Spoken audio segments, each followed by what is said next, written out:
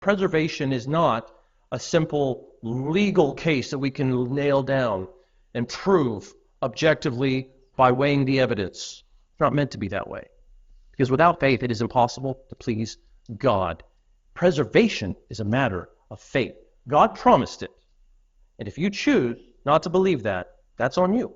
I'm not going to try to convince you otherwise. I can just tell you what God said. And it's your choice from that point to take it or leave it. Whatsoever is not of faith, however, I would warn, is sin. So then faith cometh by hearing, and hearing by the word of God, Romans says. There are numerous scholarly sounding theories and explanations and questions you can't answer as to why God doesn't actually preserve his words, how he never even inspired them, how Moses didn't even write the first 5 books of the Bible, how Jonah wasn't a historical character, how Jesus didn't actually raise from the dead.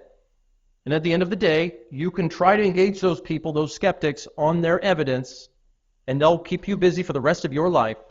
Or you can tell them, as Jesus told the devil, it is written. Man shall not live by bread alone, but by every word that proceedeth out of the mouth of God. It's not our job to answer every question or refute every theory. It's our job to take God at his word and to trust in both his inspiration and his preservation. For we walk by faith and not by sight. Charles Spurgeon, the Prince of Preachers, the great pastor and author of the 1800s, had this to say on the preservation-denying scholarship that was plaguing his day. He says, the approved method of the present carnival of unbelief is not to reject the Bible altogether, but to raise doubts as to portions of it. You know, as the devil did in the Garden of Eden, right?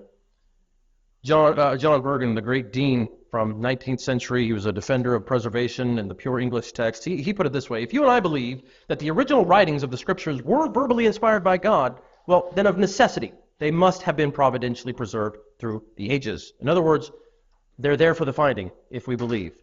So, we should be looking for them. We saw a lot of versions today that have been corrupted and tainted, but yet we also saw that God promised that he would preserve his words in spite of all of that. He never promised that corruptions would creep into the text. He promised to preserve them in spite of the corruptions. So it's our job to believe him and to go look for them.